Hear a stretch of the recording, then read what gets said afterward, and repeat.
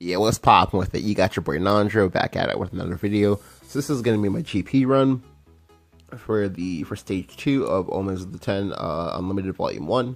So this is like my second run doing this. My first run, some unfortunate stuff happened and we kind of lose. Although one of the games was like a teeny bit of a misplay, but we lose. And like if you take a deserved loss, you take a deserved loss.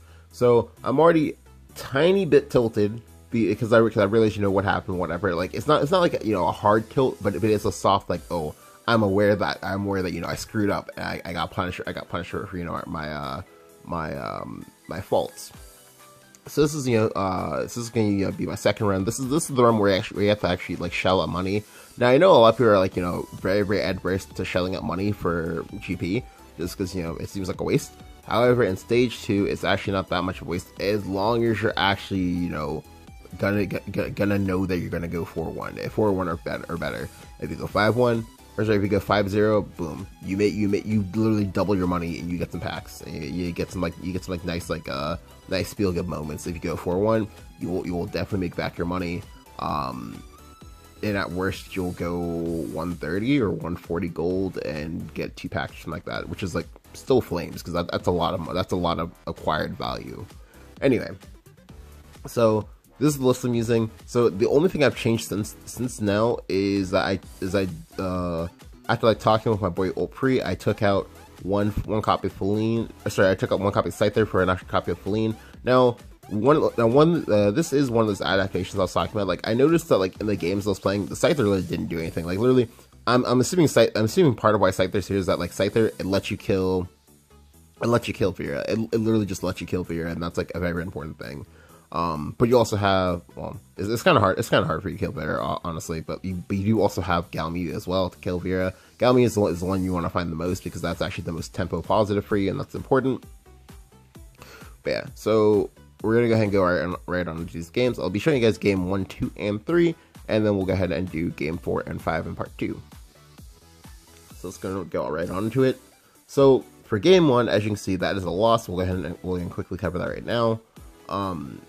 When you're playing in GP, or at least just when you're playing versus Sword on an unlimited ladder, you're either gonna be versus one of 3, maybe 4 things, but it's really just 3. The 3 mainstream ones is it's either aggro, yikes, it's Spartacus, this is whatever, or it's like mid range, which is also borderline. It can also be like control, but it's like kind of hard to tell.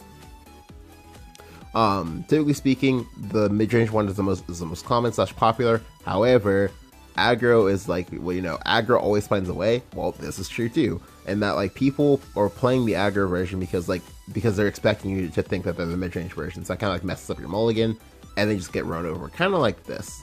So he has the Perseus, right? He has Perseus. I have a 2-drop and a 1-drop, but my 1-drop is not a creature. It needed to be a creature. I pick up more cards, but they're not good. They're all my Stormians. These are not what I wanted in this matchup. You really want all the ways to like muscle onto the board, not ways to end the game. So the game keeps going. I'm just speeding through this or whatever, just so I can show you guys what's happening. My face is getting smashed. I'm just getting wrecked, like just dumpstered. And it's unfortunate. And then here we do the smart thing. We try to draw a card. We see what we get. Maybe I can salvage it, but it's unsalvageable, and I just scoop it up. Now, this is one of those very, very important things that you have to do here is that, like, rather than wait till like your life points at 0, or I guess HP hits 0 or whatever, you want to go ahead and scoop it up because you realize that you never come back from this situation. You don't want to play it out because obviously, as you can see there, like we're kind of tilted because he basically like, full curved out as aggro went first. We're also aggro, but we went second, picked up a 2-drop, then hit multiple 5 and 6 drops back to back, and just died right off the top. Like. That's no bueno. It's unpleasant.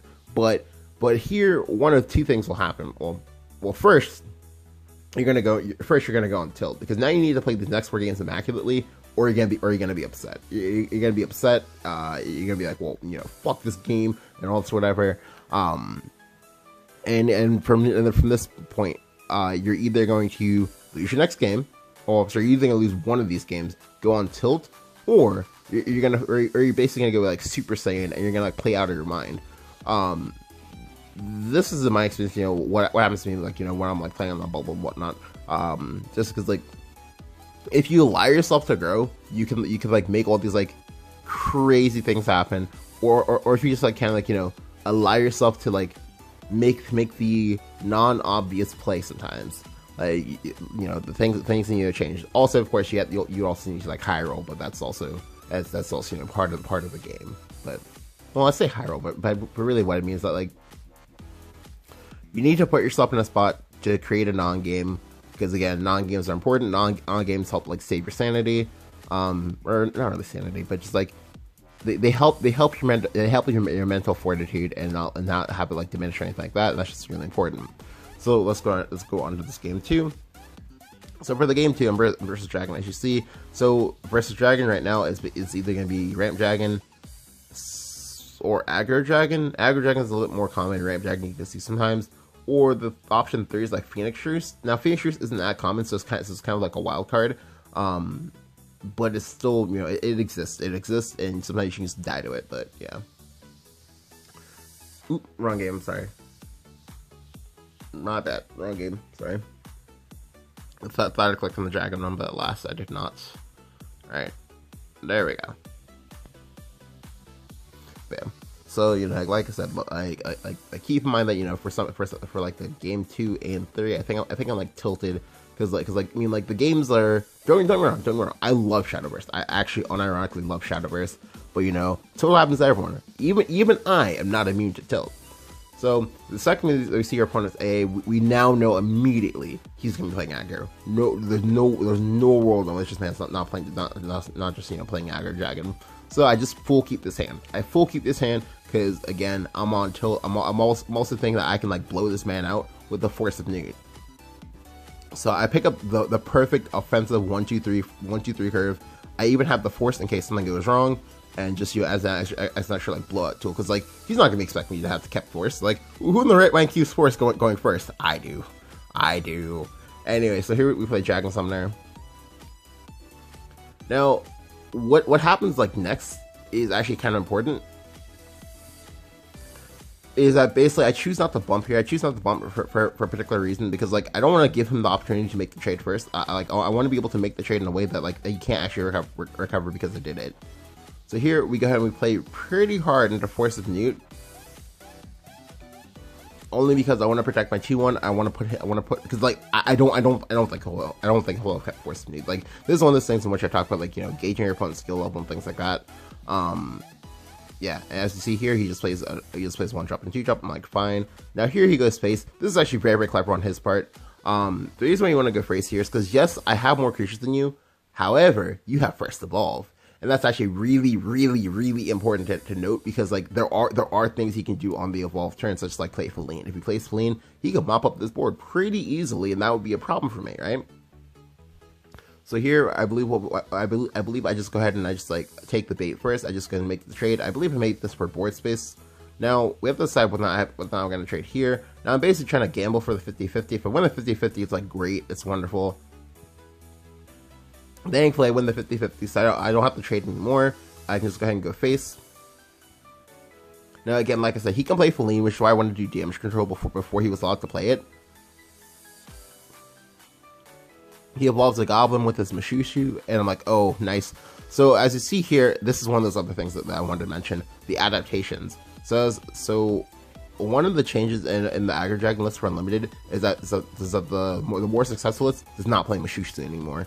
It doesn't play Mashushu because the Mashushu is, as you see here, kind of slow, and it's kind of, well, I don't want to say it's win more, but it's one of those, like, it definitely doesn't put in as much all-around work as it should. It literally only puts in work during the Evo phases. Mind you, that's the phase you're supposed to get the most because you're playing aggro, but still, like, it's just kind of a stationary creature that doesn't actually do anything for you. So here we have to see him evolve face, and I'm like, oh my, you poor unfortunate man, because like now as you see here, the tech is about to like blow him out. So I didn't want to die to Hippogriff Rider on the backswing, and I didn't know if I had lethal here, because this is 2, 3, 5, 7, 9, 15. Yeah, I had 15 damage here, so this is not enough to kill him.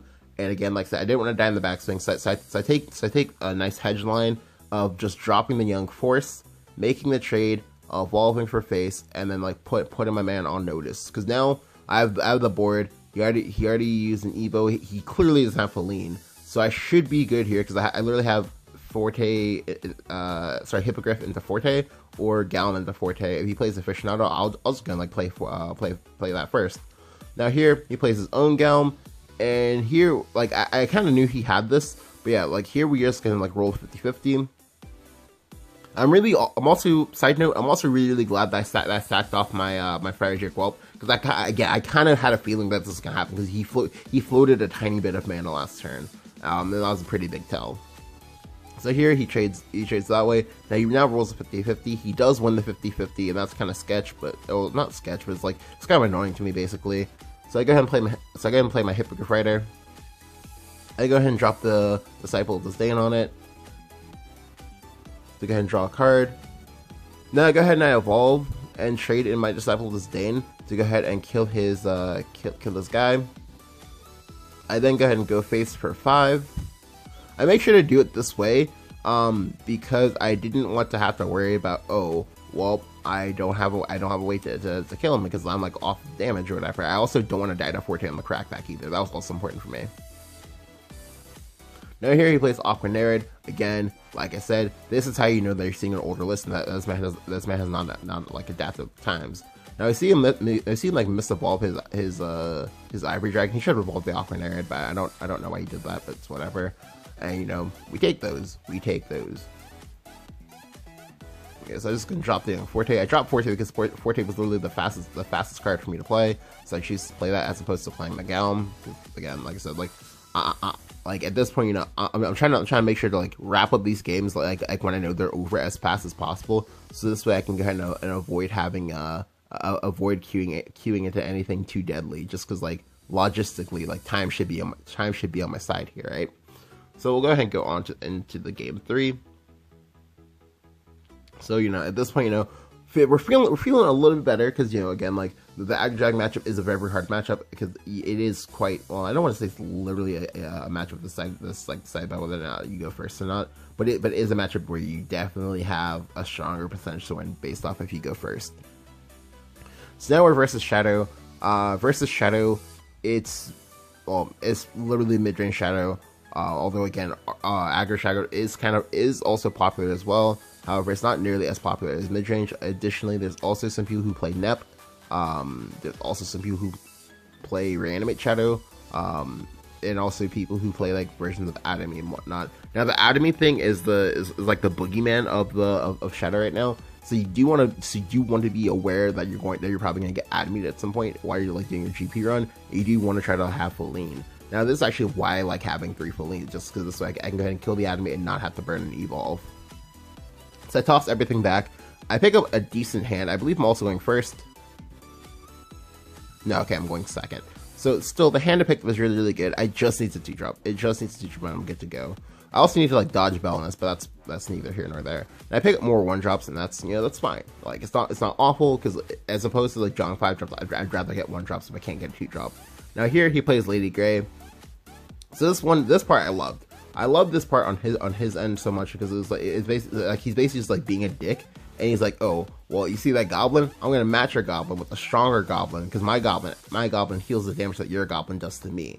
Now this is both good and bad for me. It's bad because if I don't have removal for this, I literally gain no traction, and he's allowed to like basically like he's allowed to basically just like gum up the board and take me to extra innings where his deck gets stronger and my deck gets weaker. However, I do get very lucky that I was able to pick up a copy of the Sample Reckoning on the mulligan. I'm able to just like blow out that Lady Grey and just hit him in the face. Now this is really strong because like, you know, he only has 3 Lady Greys. That's 1 down. I just need to dodge the other 2 before he can evolve them or get them buffed with Ektar or anything like that. I'm good to go. Now here's the balance that he should have played last turn, but he didn't play it. That's fine. You know, the damage is done. We take those. So here I go ahead and play up the Young Dragon Aficionado. I go ahead and go face for 2. Now you can trade here. He has a 2 and 3 to get a bonus kill, but here we see him play a Series of the Night instead. Now he bumps into my Fire Drake Whelp trying to outplay me here. That wasn't the play. It was definitely not the play. Because you get blown out by Feline here, and I'm pretty likely to have Feline. Anyway, so we go ahead and make the evolve.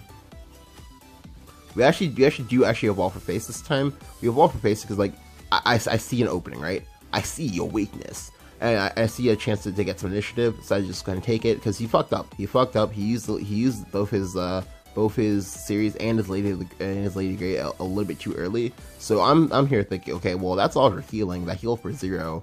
Now here he does play a second Lady Grey. I'm like, okay, sure, that's fine. So I'm really expecting to get lucky here, win the 50-50, and have him bring back Balance. If he brings back Balance, he's in a bad spot. He does actually bring back Balance. The reason why this is bad is because, like, mind you, these are before these are gonna be before the Galm nerfs, in which Galm can only trigger once per turn. So at this time of the recording, she can still trigger twice per turn, which means he's about to get messed up here. So I go ahead and I just evolve my Galm. I go and trade into the Balance. Right. So if you do it this way, you get to keep 1 more HP on your Galm.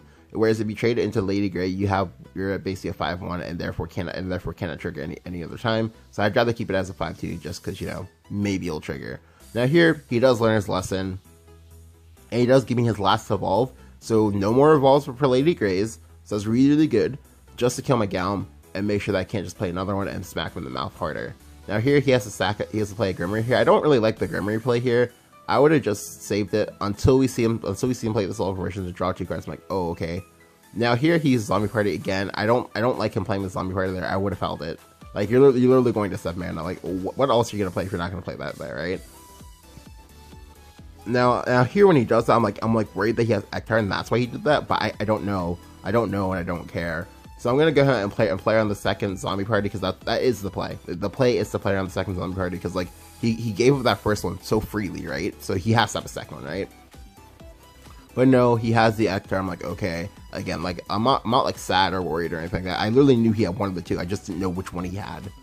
Like, although obviously, you know, my money was on the Ektar. So we see him make a bunch of trades here, and I like this because like now by using the evolve the way I used it, I have bought myself some time. Because if I didn't use the evolve, he would have had 9 damage in play. Mind you, I did have the Force New in the back to blow him out, but that's fine.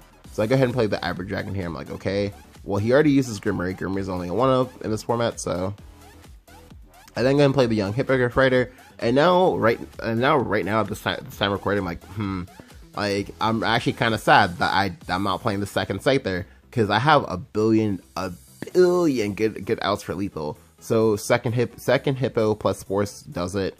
Second Force does it. So that's 2. Forte, she does it as well. 5. Galm does it as well.